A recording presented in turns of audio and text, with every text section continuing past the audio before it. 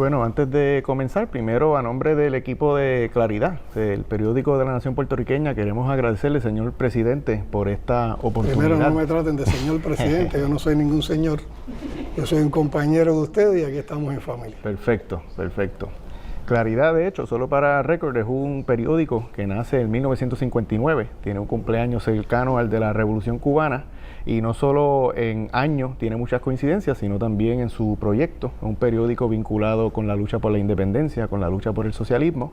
Por eso siempre ha tenido mucho interés y mucha cercanía a lo que pasa en Cuba y a la Revolución Cubana, y dentro de ese marco es que estamos haciendo esta entrevista.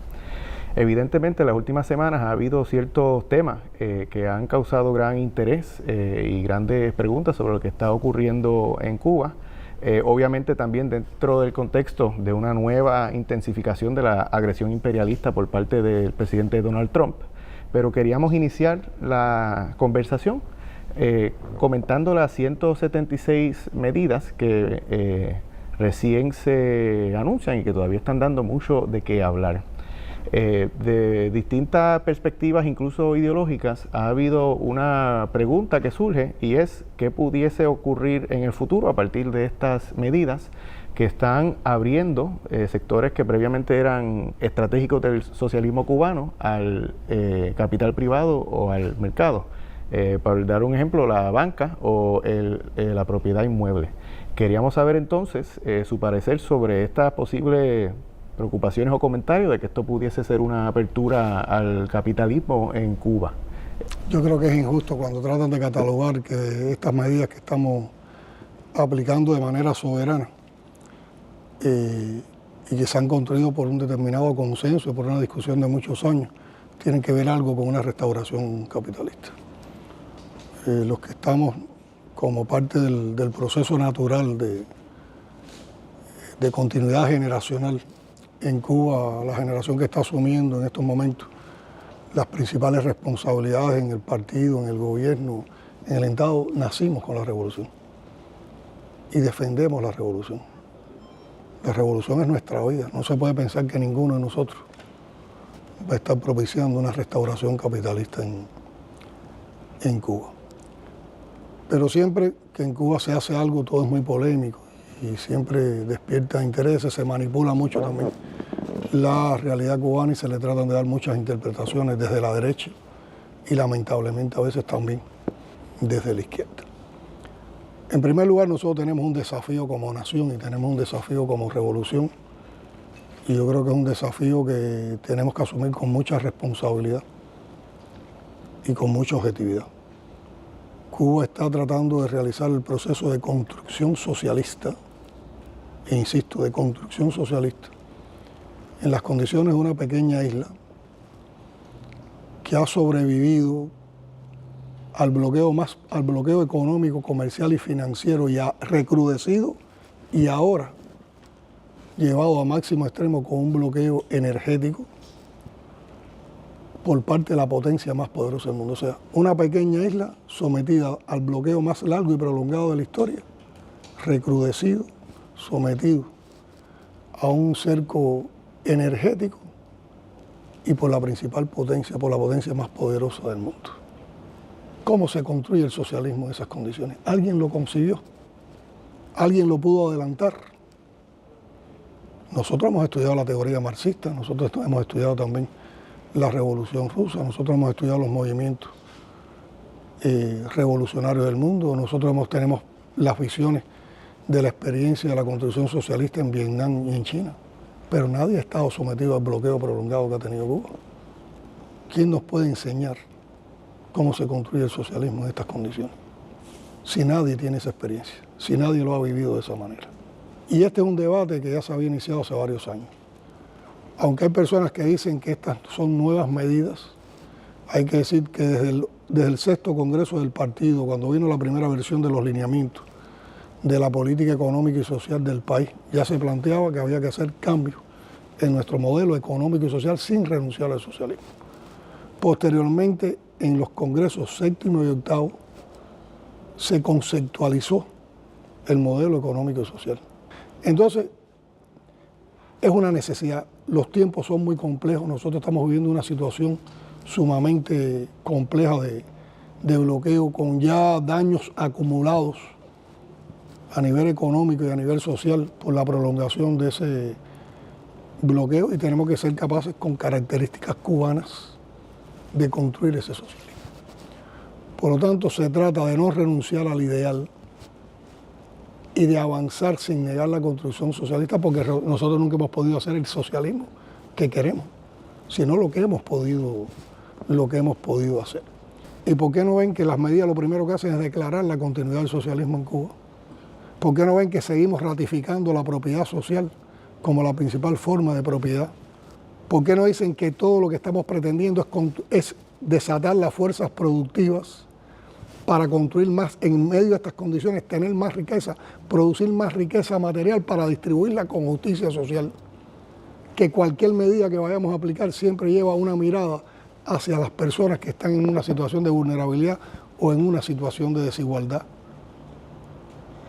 Esos son conceptos socialistas que están en la prioridad de todo lo que vamos a hacer. Lo que pasa es que las maneras, las formas en que tenemos que hacerlo en estas condiciones, también tenemos que movernos en medio de este entorno. Pero además, la mayor parte de las personas que representan el sector, digamos, no estatal en Cuba, privado, son personas revolucionarias.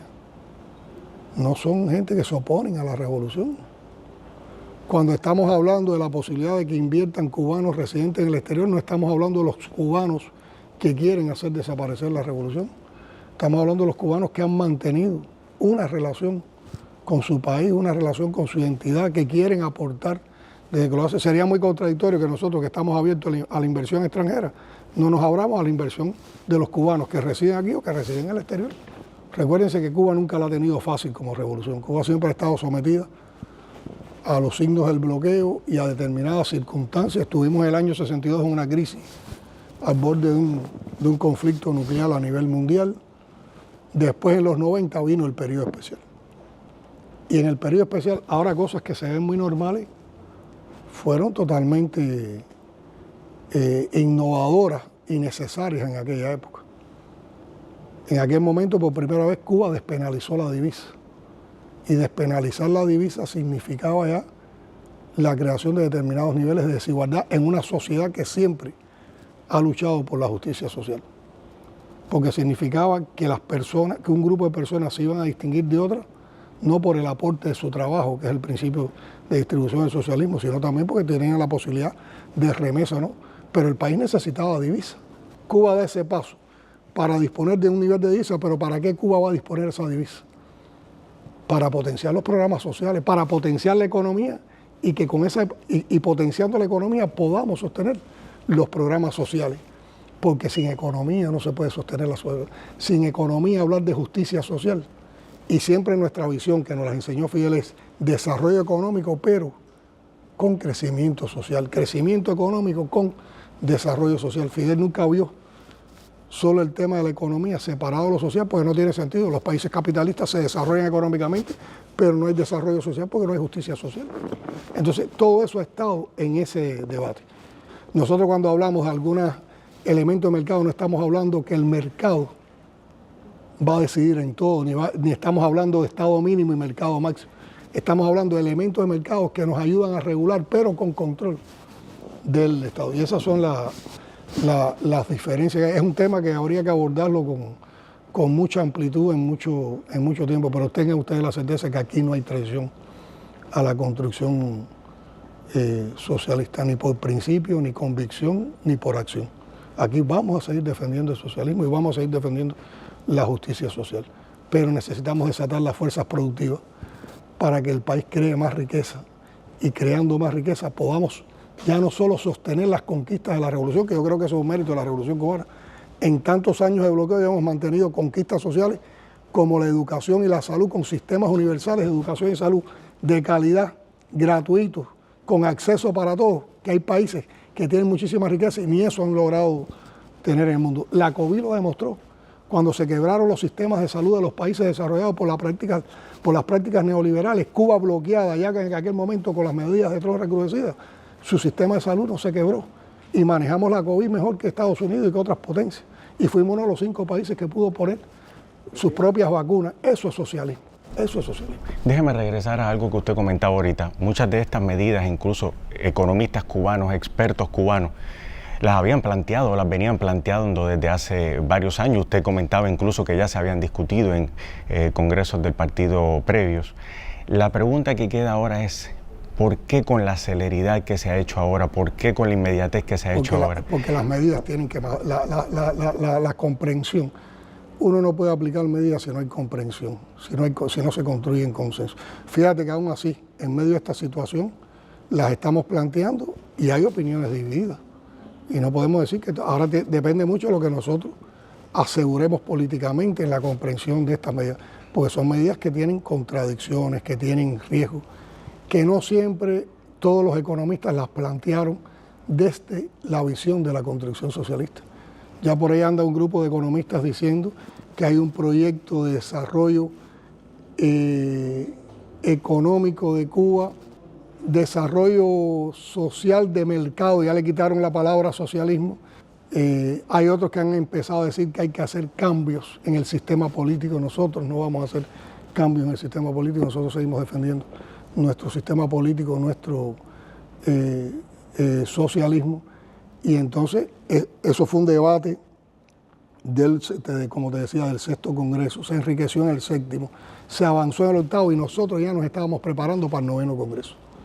Y a finales del año pasado, cuando íbamos a llevar todas estas cosas, el 9º Congreso se debió efectuar en abril de este año, tuvimos que posponer el Congreso, porque la situación del país era muy compleja y teníamos que centrarnos en lo fundamental. Pero ¿qué explicamos en el 11º Pleno del Comité Central del Partido que se celebró a finales del año pasado? Que la posposición del Congreso no significaba que no íbamos a implementar las cosas que eran necesarias para darle continuidad a la revolución. Por lo tanto, en todo este tiempo estuvieron los grupos de trabajo desarrollando, actualizando la conceptualización del modelo económico social, actualizando los lineamientos. En la conceptualización estaban estas transformaciones. Y ahora pudimos tener un producto ya, digamos, desde el punto de vista teórico, organizativo, más elaborado, y por eso ahora lo planteamos. Indudablemente, la situación también nos está dando una urgencia, porque el país está, aquí hace 6 meses que no entra una gota de combustible. ¿Alguna economía en el mundo puede funcionar sin combustible? ¿Alguna economía en el mundo puede mantener programas sociales y justicia social sin combustible? A nosotros nos han aplicado una política de genocida, criminal. Lo que se está cometiendo contra Cuba es un crimen. Y en medio de esas condiciones seguimos soñando y seguimos defendiendo nuestros principios, pero hay cosas que tienen que cambiar. El que se hayan aprobado estas medidas ahora, justo cuando Cuba enfrenta una de las amenazas más palpables y visibles de los últimos 20, 30 años, ¿es pura coincidencia o se está respondiendo precisamente a esas amenazas del exterior? Yo creo que aquí hay un poco de todo. Primero, aquí hay la responsabilidad y el compromiso con darle continuidad a cosas que ya se habían aprobado y que era necesario implementar, y en las que también autocríticamente tenemos que decirnos que nos hemos tal vez demorado un poco por la complejidad, porque el problema no es solo la complejidad de las medidas, es la complejidad del momento en que las vamos a desarrollar. Y por otra parte también la necesidad de avanzar más rápido, porque nosotros tenemos como desafío que con nuestro propio esfuerzo y con nuestro propio talento nos tenemos que ir por encima del bloqueo, aun cuando se recrudezca más. Y tiene que partir de la unidad del pueblo alrededor del partido, de la unidad monolítica de nuestro pueblo, tiene que partir de la unidad ideológica, porque esto hay que defenderlo ideológicamente, y tiene que alimentarse mucho esa unidad de la participación popular. Yo siempre digo que fortalecer la unidad en nuestras condiciones pasa por incrementar la participación popular en la toma de decisiones. En consulta popular, que terminó más o menos en el mes de enero, ese programa estaba robustecido porque se recogieron los criterios de la población y con eso hubo que elaborar la actualización de lo que ya habíamos discutido para tomar en cuenta todo eso, y ahora es que está el resultado de todo ese trabajo. Y no seamos idealistas, aplicar todas estas medidas ahora, porque aquí hay matrices, hay interrelaciones entre una medida y otra. Tenemos que estar bien claros qué aplicas primero, qué aplicas después, cuáles se pueden aplicar de inmediato y cuáles llevan una determinada maduración para eso. Y esto va a estar en un constante debate con la población, en un constante intercambio para ver qué sale bien y nos da experiencia, nos permite avanzar más rápido, nos permite generalizar qué nos sirve y hay que desechar y qué nuevo hay que incorporar. Y eso lo va a ir diciendo el pueblo, lo va a ir diciendo la práctica revolucionaria.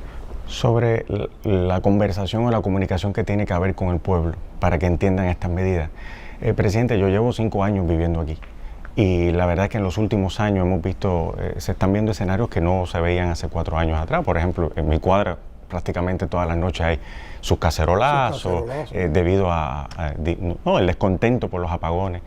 ¿Cree que la población está entendiendo realmente la situación en la que está en el país? Yo creo que la mayor parte, porque nosotros no podemos ser idealistas, también a veces se ve a Cuba como con un idealismo tremendo y todo el mundo cree que es un proceso de construcción socialista con agresividad norteamericana, todo el mundo va a pensar igual y todo el mundo va a actuar igual. Eso es imposible. Eso es imposible. Lo que pasa es que esas peculiaridades nada más que se las ponen a Cuba en la intoxicación mediática con que tratan de desacreditar. Pero esto es una sociedad también heterogénea, como son cualquiera de las sociedades del mundo, pero es una sociedad con madurez política. Yo sí te digo responsable, que yo creo que la mayor parte de nuestra gente saben cuál es la causa de nuestros problemas. Y saben que más que por una gestión deficiente, como tratan de echarnos las culpas los voceros del imperialismo, porque saben cuál es la voluntad con que se trabaja aquí, saben cuál es el vínculo que hay con el pueblo, cómo se abordan los problemas, saben que el principal obstáculo para desarrollarnos es el bloqueo ese prolongado y el recrudecimiento de ese bloqueo. Pero eso solo no los contenta, esa convicción sola, la resistencia sola, no es la que resuelve el problema. Por eso yo dije en la Asamblea Nacional y en el último pleno del Comité Central que un gobierno revolucionario, un partido revolucionario consciente de la situación, no está solo para explicar la crisis, está para ayudar a solucionar la crisis. Y cuando estoy hablando de esos términos, estoy hablando de que no es solo los dirigentes, somos con el pueblo, tenemos que ser capaces, pero hay que hacer cosas. Lo peor es quedarnos detenidos en el tiempo. En medio de toda esa situación que tú has vivido, que es dura, porque aquí hay escasez de transporte, aquí hay escasez de alimentos, aquí hay escasez de medicamentos, aquí hay apagadores prolongados de más de 20 horas, eso provoca insatisfacción, nadie puede estar contento, el pueblo está sufriendo, es parte de la estrategia imperialista. La estrategia imperialista es asfixiarnos económicamente para provocar eso, una ruptura entre pueblo y revolución. Y como dijo Trump un día, le hemos aplicado todas las presiones posibles, ya casi no hay nada que aplicarle que no sea arrasarlo. ¿Y por qué no han logrado el estallido social? ¿Por qué no han logrado la ruptura? Y la gente toca en cacerolas y hay unos con más discursos, ¿no? Y otros que tú nos conoces, el cubaneo cubano también. Sí, y yo digo, bueno, tóquenle la cacerola a los vecinos del norte, que son los que nos tienen con este pago. Entonces hay todas esas realidades, como yo digo, es el color cubano, ¿no? Nuestros matices en la manera también de actuar y de sentir las cosas, ¿no? Esto no son cuestiones de verlos en blanco y en negro, no son cuestiones digitales, pasan por muchas situaciones, pasan por muchas razones. Pero fíjate, yo tengo la convicción de que la vamos a superar y que vamos a salir adelante y que vamos a vencer y que no nos vamos a rendir, no nos vamos a rendir. Cuando asumió la presidencia, evidentemente eran otros tiempos, pero también había, digamos, mayor optimismo a partir del diálogo que se estaba reanudando con los Estados Unidos, que en ningún momento eliminó el bloqueo, pero digamos que se estaban restableciendo cierta comunicación, cierto diálogo, y ahora, a pesar de que Cuba ha demostrado una y otra vez su interés en dialogar, ya no solo hay una resistencia del diálogo, sino una ofensiva total de esta segunda presidencia de Donald Trump.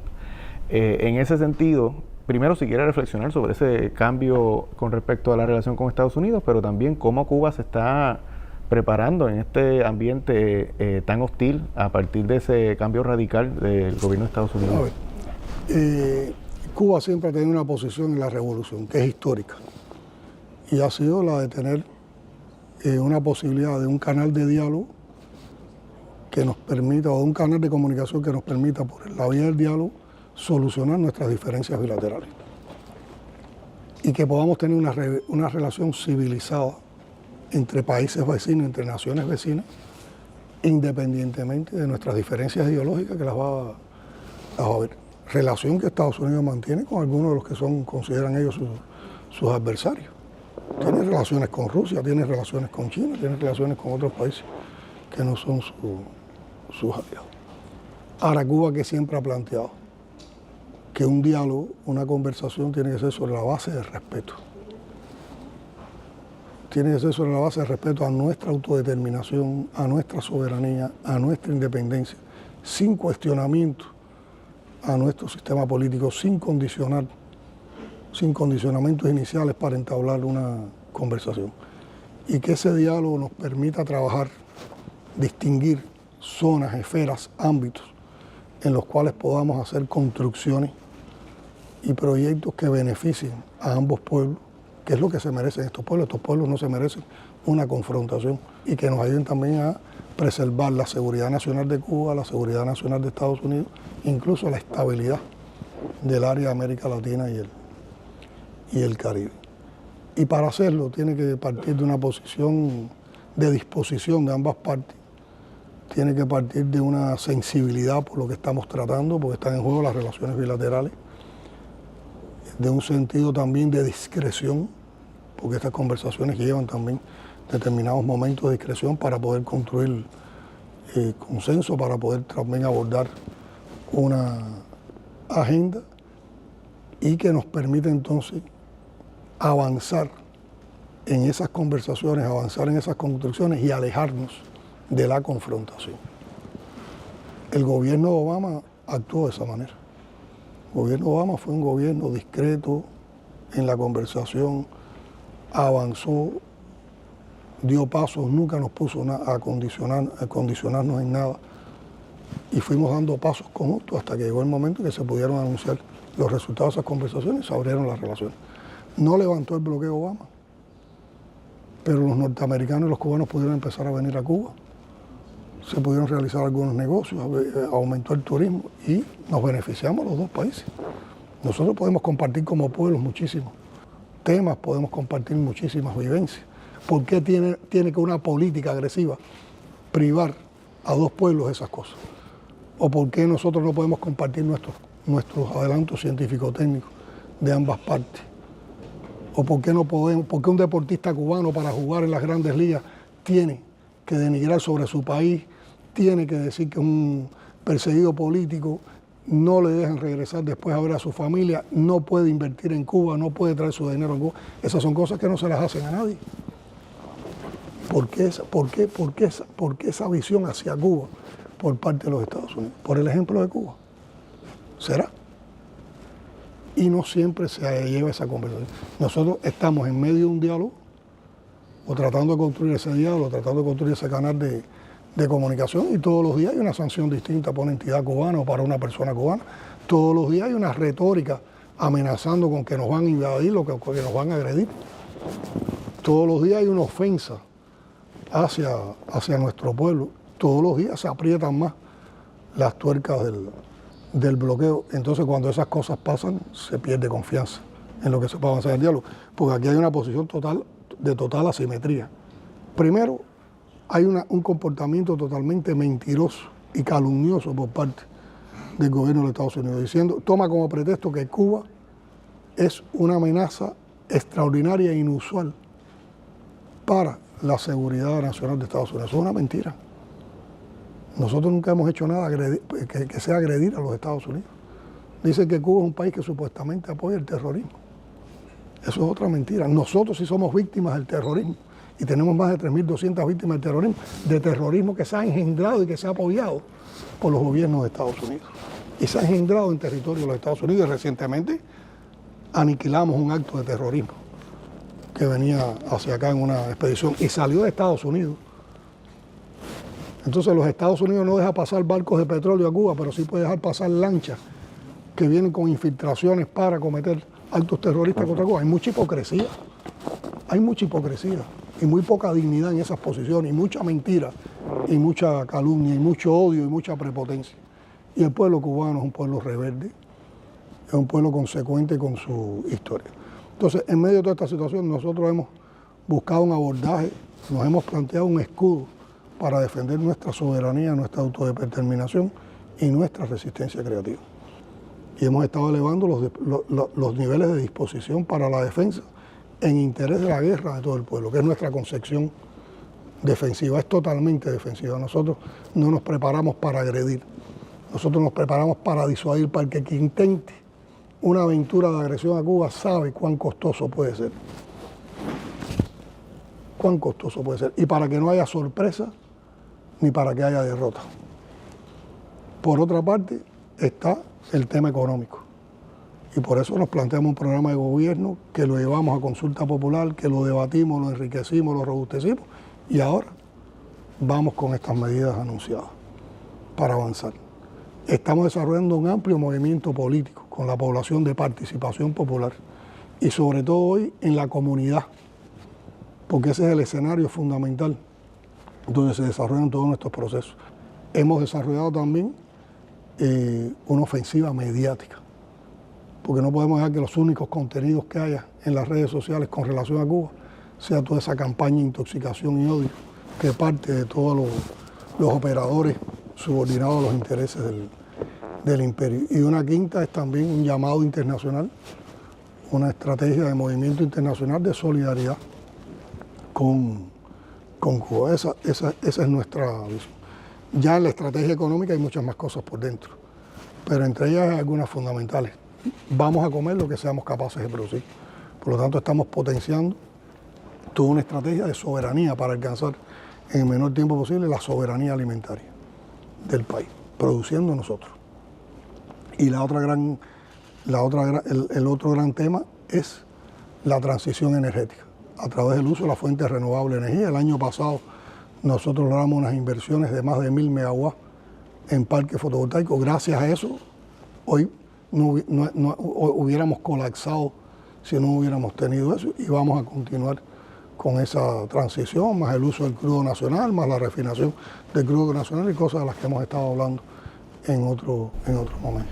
Presidente, déjeme volver brevemente al tema de las relaciones con Estados Unidos. Usted mencionaba ahorita que estamos en medio de un diálogo, fueron las palabras que usted utilizó textualmente. El canciller Bruno Rodríguez ha dicho reiteradamente que realmente no ha habido un diálogo efectivo con los Estados Unidos. Hay un canal de comunicación para llegar al diálogo. Está funcionando. Que está funcionando muy regularmente, pero para llegar al diálogo hay que construir una agenda y hay que lograr esa disposición. Pero imagínate la desconfianza que hay. Estados Unidos se suponía que estaba en una conversación o en un diálogo con Venezuela y agredió a Venezuela, secuestró a su presidente y a su esposa y los extrajo del país. Se suponía que Estados Unidos estaba en un diálogo con la República Islámica de Irán y agredió a Irán. Estados Unidos siempre ha tenido una posición de agresor hacia Cuba y Cuba ha sido la agredida. Y en los momentos en que hemos tenido diálogos en la historia, Cuba ha cumplido los compromisos acordados y Estados Unidos no los ha cumplido. Entonces hay mucha desconfianza también. ¿Cómo se puede avanzar en un diálogo así? Con un canal así.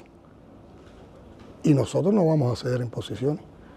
Por otra parte, cada vez que hay encuentros, nosotros siempre somos más discretos, yo diría más serios.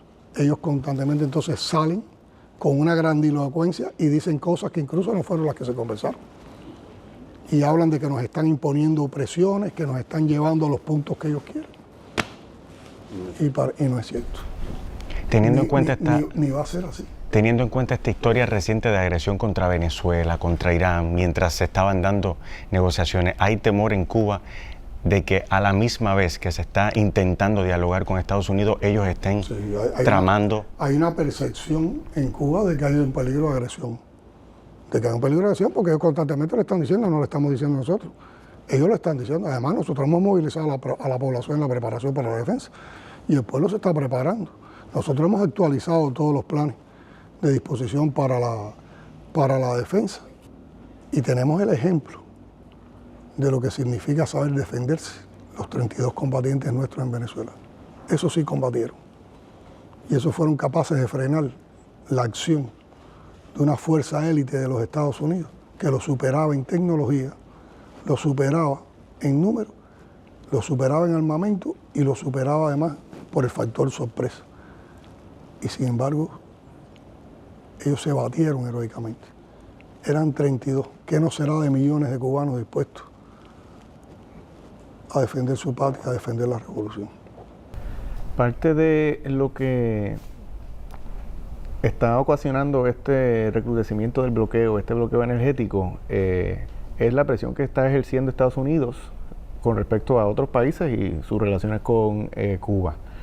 Nos gustaría, si pudieras comentar, una impresión que a veces se da, y es que mientras Cuba ha sido históricamente un país muy solidario con todos los países que así en algún momento hayan pedido el auxilio, uno ve que en momentos en que se hablaba mucho de multipolaridad, de un reto a la hegemonía de Estados Unidos, países, incluso países con gobiernos progresistas, no necesariamente están, por lo menos está la impresión, ¿no?, están dando lo suficiente la ayuda que Cuba necesita. Países que a veces productores de petróleo, que por alguna razón u otra no han sido enfáticos en para retar lo que en efecto es una política genocida del gobierno de Estados Unidos. No sé cuál es su percepción sobre esta geopolítica. Pues la solidaridad es una manera de actuar, yo diría la manera de actuar más altruista de una persona, de un grupo social, de una comunidad, de un país, de un pueblo, de una nación. La solidaridad solo se brinda cuando hay convicciones y cuando hay una posición de no egoísmo. Fidel nos enseñó el concepto de la solidaridad. Fidel siempre nos explicaba que la solidaridad era un compromiso moral, era una deuda moral que uno debía cumplir con el resto de la humanidad. Y siempre nos dijo que nosotros no éramos solidarios compartiendo lo que nos sobraba, sino que éramos solidarios compartiendo lo que teníamos, fuera poco o fuera mucho, y hay muchas expresiones en el mundo, y yo creo que la solidaridad es uno de los valores que nosotros tenemos que enaltecer en el mundo, porque es la salida al egoísmo y al individualismo que crean las sociedades estas de consumo. Y de hecho hay solidaridad con Cuba. Cuba no está sola. Esa solidaridad nos llega de Puerto Rico todos los años. Hace más de 35 años, la brigada Juan Rius Rivera llega a Cuba con solidaridad, liderada por esa amiga y esa hermana que es Milagro Rivera. Y eso es un sentimiento. Ese es un sentimiento de ustedes, como es el sentimiento de nosotros en la lucha por la causa independentista de Puerto Rico. A nosotros, en medio de estos momentos difíciles, nos ha llegado solidaridad del hermano pueblo mexicano y de su presidenta Claudia, y han llegado barcos con ayuda humanitaria a Cuba. Ha llegado ayuda de la Federación de Rusia. El único barco que ha podido entrar a Cuba en 6 meses fue un barco con 100.000 toneladas rusas que nos dio un respiro de 15 días. Y seguro que en el barrio donde tú vives esos días hubo menos apagones que en efecto, los actuales. sí. ¿Es en así, efecto, no? sí, sí. Es así, tú tienes la vivencia de todo lo que estoy diciendo. Nos ha llegado ayuda de China. Muchas de las inversiones que hemos podido avanzar en parques fotovoltaicos, en otros tipos de insumos, aparatos, nos ha llegado de China, nos ha llegado también ayuda de Vietnam y nos ha llegado ayuda de muchas organizaciones, movimientos políticos de solidaridad. Pero Cuba nunca va a reclamar solidaridad a cambio de la que hemos dado. Cuba no va a pedir nada a cambio por la solidaridad que ha entregado. Pero yo sí creo que hoy defender a Cuba en medio de esta situación no es solo defender a Cuba, es defender las causas del antiimperialismo, la causa del socialismo, la causa de la lucha anticolonial, la causa por la justicia social. Y quien se levanta por Cuba en estos tiempos, como dijo Martí, se levanta para todos los tiempos. Porque lo que le están haciendo a Cuba se lo pueden hacer a cualquier país en el mundo. Y el mundo no puede ser cómplice por omisión, por quedarse callado con relación a lo que está pasando. Porque si se acostumbran a hacérselo a Cuba y se acostumbran a hacérselo al otro y al otro, ¿a dónde vamos a llegar? Pero además ese es el mundo mejor que queremos. Un mundo donde hoy predomina el lenguaje de la guerra, las amenazas, las medidas unilaterales, las medidas coercitivas, donde cada vez la brecha entre ricos y pobres es mayor, donde cada vez el mundo es más excluyente. Ese es el mundo que queremos, donde estamos amenazados constantemente, estamos espiados. Ese no es el mundo que queremos. Entonces, si tú callas, te conviertes en cómplice. Y yo creo que los gobiernos solidarios tienen que encontrar mecanismos legales y humanitarios que les permitan llegar con ayuda a Cuba y romper ese cerco imperialista. Pero, presidente, déjame tomarlo aquí porque la pregunta de Jorge a mí me parece que es muy importante en el momento que atraviesa Cuba. Cuba ha tenido unos gestos de solidaridad y altruismo con el resto del mundo que para mí son inconmensurables. Por ejemplo, yo recuerdo aquí cuando la pandemia de la COVID, el único país que aceptó el crucero británico fue Cuba. Y sin embargo, pareciera, más allá de los pueblos y los movimientos populares, pareciera que no se está teniendo una respuesta equiparable a la solidaridad que ha tenido Cuba con el resto del mundo. La pregunta mía es, ¿espera Cuba más del resto del mundo? Mi respuesta es: Cuba no va a exigirle a nadie que nos dé más solidaridad a cambio de la que nosotros nos damos. ¿Pero esperaría más solidaridad? Eso queda por la gente, eso queda por los gobiernos, queda por los pueblos. Nosotros no vamos a calificar a nadie porque nos dé más o menos solidaridad. La que nosotros la hemos dado por convicción. Ahora sí creemos que hoy debía haber un debate intenso a nivel de Naciones Unidas, a nivel de bloques regionales, en apoyo a Cuba. Y no porque esté centrando en Cuba, sino por lo que significa lo que se está defendiendo en Cuba, lo que significa para el mundo. La solidaridad con Cuba hoy no sería un problema de reconocimiento o de cariño a Cuba. Es un tema estratégico para la humanidad. Es un tema estratégico para la humanidad. Porque en Cuba se está defendiendo todo lo que es anticapitalista, todo lo que es antiimperialista. En Cuba se está defendiendo la paz, se está defendiendo la seguridad, se está defendiendo la independencia, se está defendiendo la autodeterminación.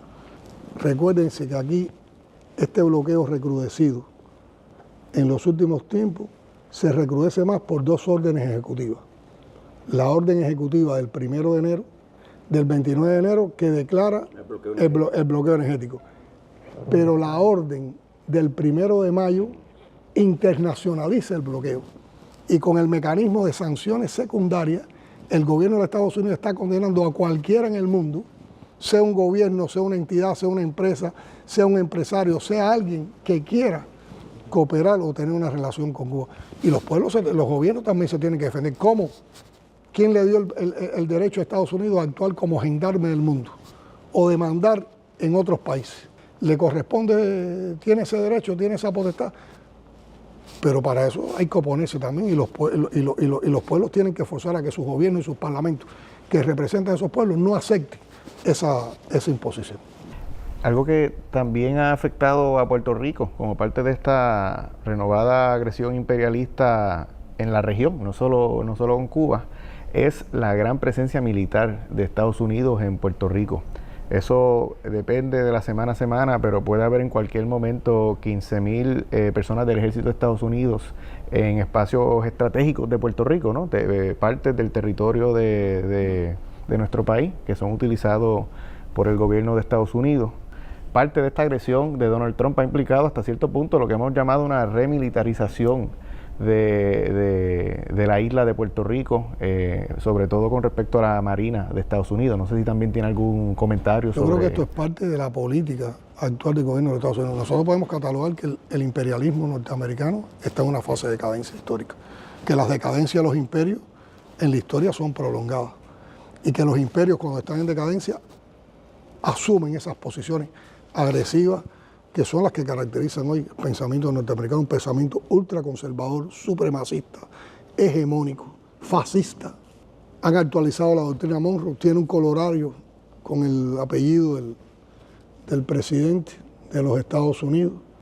La doctrina del desprecio hacia América Latina nos ven a todos nosotros como traspatio de Estados Unidos cuando dicen que América es para los americanos. ¿Qué América es para los americanos y para qué americanos? ¿Es para todos los latinoamericanos? ¿O es que todos nosotros y todas nuestras tierras son para favorecer los intereses de Estados Unidos? Lamentablemente hay gobiernos lacayos en nuestra región, en América Latina y el Caribe, que se subordinan a los intereses de Estados Unidos. Hay varios elementos. Yo creo que Estados Unidos, para lograr eso, hoy desarrolla una guerra ideológica, cultural y mediática. Ideológica porque trata de imponer ese hegemonismo, y para imponer ese hegemonismo tiene un pensamiento también que es de agresión, que es de guerra. Resuelve todos los conflictos por la guerra. Esa guerra es cultural, porque lo que quieren es, para lograr la hegemonía, para dominar al mundo, para dominar a nuestras naciones, para dominar a nuestros pueblos, tienen que borrar nuestra memoria histórica, nuestra memoria cultural, nos tienen que hacer romper con nuestras tradiciones, nos tienen que hacer romper con nuestras raíces culturales y raíces históricas. Por lo tanto, tienen que tratar de que nosotros veamos como absurdo nuestra historia y nuestra cultura. Y es mediática porque se basa entonces en una campaña tremenda de intoxicación mediática, el odio, la calumnia, la mentira, que son las que toman como pretexto. En estos momentos, la presencia militar norteamericana en el Caribe es la mayor presencia militar en los últimos 15 o 20 años. Y comenzó a fabricarse con el tema de Venezuela, con el pretexto de que había un narcoestado y que se favorecía el narcotráfico, y con la supuesta lucha y el papel de líder de Estados Unidos en la lucha contra el narcotráfico. ¿Por qué hay narcotráfico y por qué hay tráfico de drogas? ¿Quién es el primer país consumidor de drogas? ¿Dónde es el país donde las personas que negocian con la droga son más libres? Son los Estados Unidos. Y buscan ese pretexto para invadirnos, para tener presencia militar en los países que se lo permiten. A costa de eso han cometido ejecuciones extrajudiciales, y con esa presencia militar fue que agredieron a Venezuela. Hace poco nuestra gobernadora, la gobernadora de Puerto Rico, decía que se está preparando en Puerto Rico para liberar a Cuba. Está muy deseosa de que Cuba pase algo. Habría que ver si ella tendría valor de cometer algo contra Cuba. Los que ocupamos responsabilidades representando pueblos en cualquier lugar del mundo, independientemente de las ideologías que defendamos, debemos tener una actitud responsable y para nada hacer nunca un llamado a la guerra, ni a la agresión, ni a la injerencia, ni a la ocupación de otro país, ni a la humillación de un pueblo o a la intervención contra un pueblo. Yo creo que todos tenemos una responsabilidad en que para que haya multilateralismo, para que se respete la dignidad de los pueblos, que cada pueblo puede escoger, aunque sea contrario a nuestros principios, cada pueblo puede escoger su modelo de gobierno, su sistema político, y ser capaces, con toda esa diversidad, de construir consenso.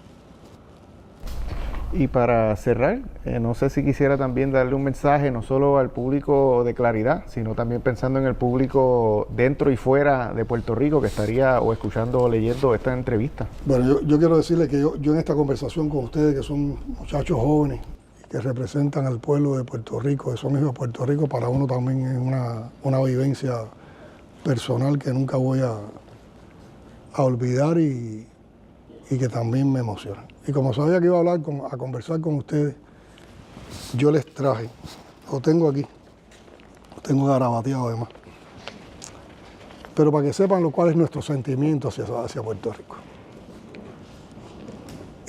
Silvio Rodríguez y Ray Brown pusieron en la banda sonora o en la discografía o en la memoria musical de mi generación una canción que es un himno a nuestros dos pueblos,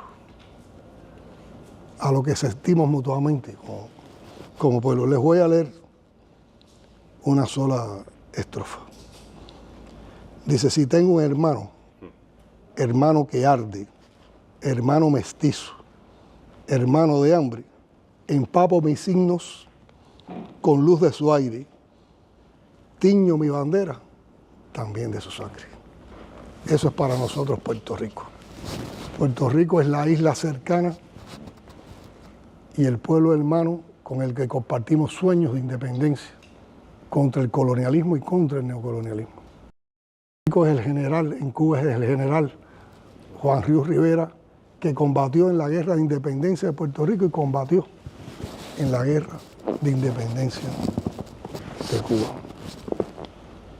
Puerto Rico es el ideario martiano y el ideario ostosiano buscando desde las Antillas equilibrar el mundo. Puerto Rico y Cuba es Lola Rodríguez y su poema, que cualquiera en Cuba o en Puerto Rico lo puede recitar cuando dice: Cuba y Puerto Rico son de un pájaro las dos alas. Puerto Rico y Cuba son Lolita Lebrón, Rafael Cancel Miranda, Irving Flores, André, por los que Cuba reclamó su derecho y su libertad durante muchos años. Y qué bueno que después los pudimos tener entre nosotros en algún momento acá. Pero Puerto Rico y Cuba son también Carlos Muñiz, asesinados por terroristas, por compartir los mismos ideales en Puerto Rico. Siempre hemos pensado los cubanos, desde Martí hasta hoy, que nuestra independencia no estará completa nunca, hasta que no esté completa la independencia de Puerto Rico. Por lo tanto, hermanos, ustedes saben, como ustedes están con nosotros, nosotros también estamos con ustedes. Y para el pueblo boricua, nuestro aprecio, nuestro sentimiento, nuestro cariño, nuestra hermandad, y siempre los estaremos defendiendo en todas las tribunas.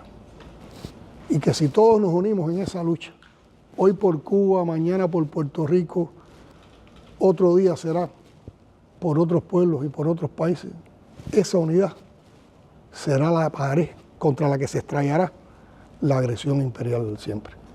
Y tenemos que estar convencidos todos en América Latina y el Caribe de que venceremos. Muchas gracias a ustedes por este encuentro y por esta posibilidad. Muchas gracias, presidente.